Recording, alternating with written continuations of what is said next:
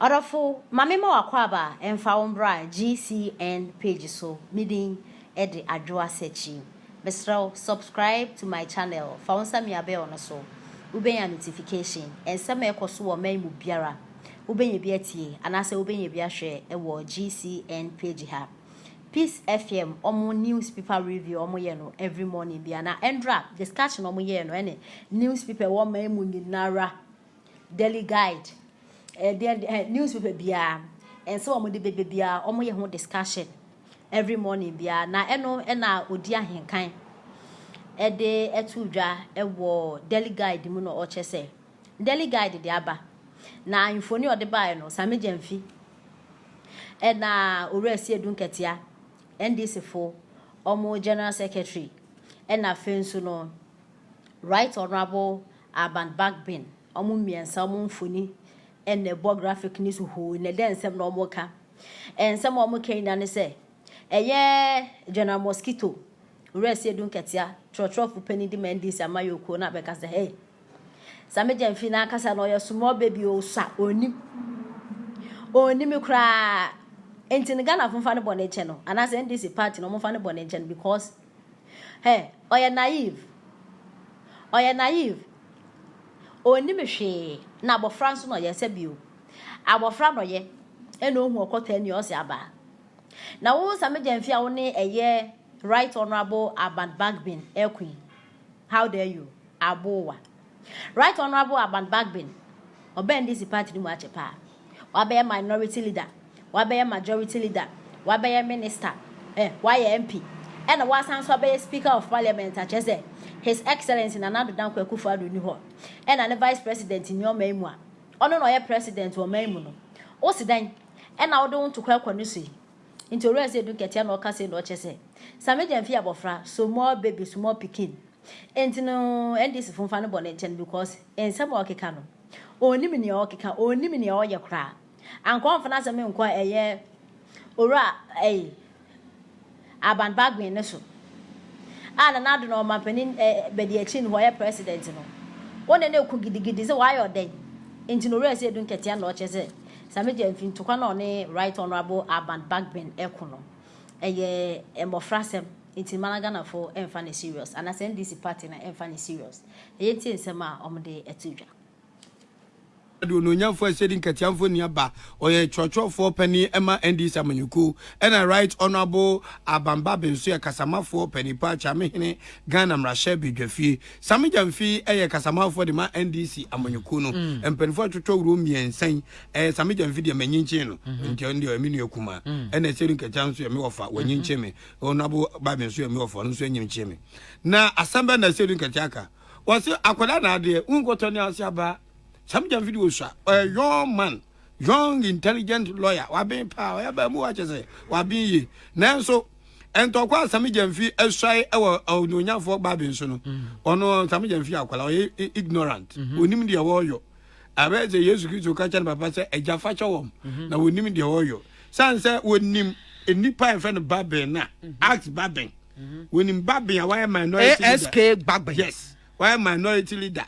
Why majority leader? Why speaker of parliament? Why minister pay? Why flag bearer hopeful? Yes, and was I 3 wise men? 3 wise men. Nina ties of a payanya. Tis a medium fee a sukonuma, Timama for money home, a mujashe, a mabumbo jashe, a beer. She was always a medium for ignorant exuberance. Useful exuberance. Now say so for vision come. Say idea Dr. Mahmoud Bamia ultimate any vice president ultimate ni president or try na so be she and also for be so abema canton commission o so munya no what you are unstoppable who will be ultimate stop ko anim kona kodi no be say the name Bamia you ni president and can say the device and also boa me no go to the president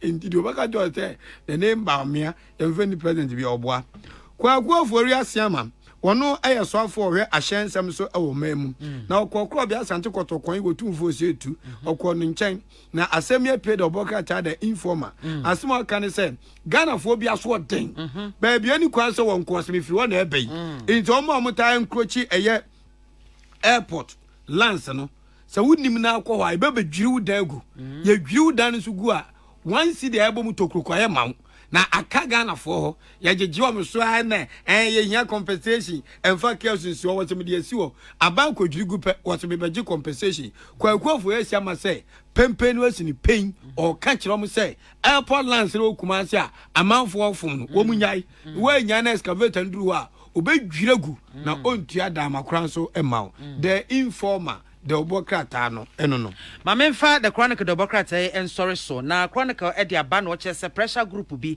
wo so mo from movement for truth and accountability and na wo mo chese companies makoma be say 1200 and na wo mo nam kwati kwan so evade taxes wo mo be so ombe tua eto ama e dia bo men ho bra ebinum ye ayisikabone ho dwadie money laundering ebinum so under invoicing and na eto a wo so mo tua no wo mo edwane firi ho tax evasion na no and what say ekutia omeyi ye mpuntuo pa na nti say we business man wo so mo ekra air condition eba omeyi mu wo mo yesa ade ni bi wo mo ekra spare parts eba omeyi mu wo mo ekra lolly ties eba omeyi mu wo mo ekra mobile phones and wo mo ekra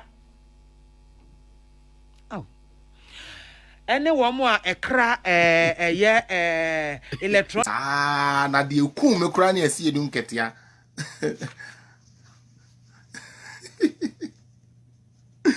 oh, don't worry, brother. That means, I mean, you're so many men day. Miss the million go for the mom. No. Say, be a commitment, be weak a crowd. In this car with the coil.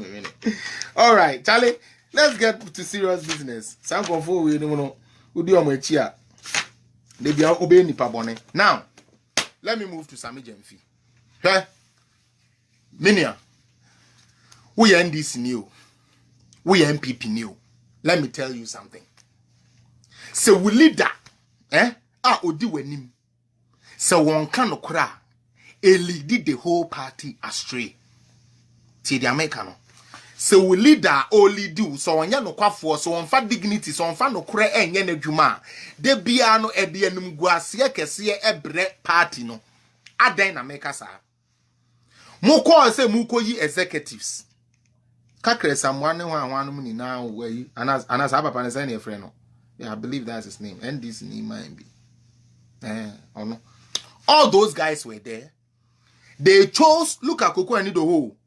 They chose to bend Koko Anidoho. And who did they choose to use? Asiedu Nkatie, Adentia, cause all he profused is propaganda. NDC, enye party ya adwene say sebe imprediasa, ye beye bibi. Okay, ye beye bibi e di abo man no. There be NDC the say ye pe to me ye pe say who say ye na so. What the mom so a? What the to me no mom so a? Ye ntumi hwe so.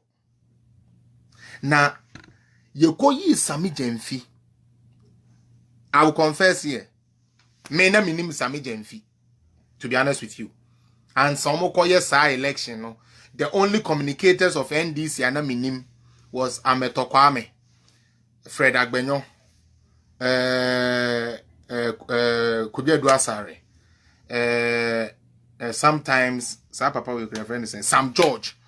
Like it was some people and then name say omoye communicators. To be honest, I didn't know anything about Sammy Jemfi. But this was why I was happy about the appointment of Sammy Jemfi.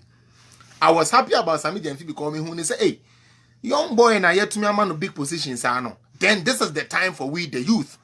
Because or call akoti enim or be ye ade any different if you see Asiedu Nkatie no propaganda this way or the year party no where a new guy matekura so say osan ye lawyer into no or be bring a new fresh air into the whole front row of NDC. Akwa be the first press conference a bomb. The first press conference Sammy Jemfi be ye he lost his credibility. Yes, we nimu a wo bisa na ya kire wo. Wo nimu a wo bisa na ya kire wo. Oh, ena na Akufo-Addo. Oni Ghana but one can kire parliament. Akokwa chokrodo because that time no person is relevant here in foforo. Enti onko raise issue. Na party for no say Sammy comrade.